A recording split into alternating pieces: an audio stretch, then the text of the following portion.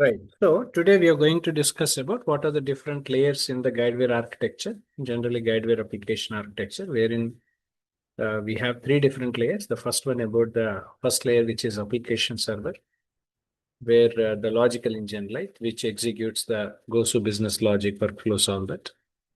When at the same time, UA is rendering, interpreting all the PCF frameworks files into HTML for the browser.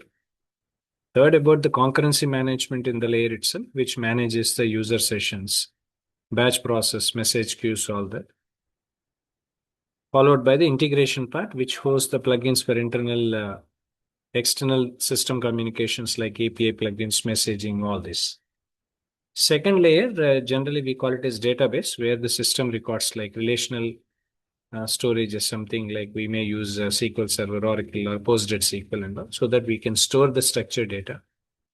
And as far as integrity, data integrity part is concerned, we need to ensure the transactional consistency for financial and policy data and all that. So for temporary storage and as well as for bulk data movements and external integrations, we are using staging tables. For that, staging database can be created even.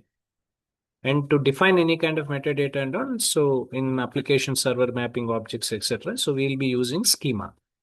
So this is the second layer. The third layer is generally is called as a file system, where we have three. One is configuration, storing all the .gsc files or any PCF files or XML files and all, which generally defines the unique behavior of the implementation. Second, about unstructured data. It's about unstructured data, where we are going to storage the policy documents, accident photos, attachments. All these will be part of unstructured data. The third one about logging and as well as temporary files, where the operational logs followed by any temporary logs workspaces for the batch processing and file exports. Everything will be involved in it.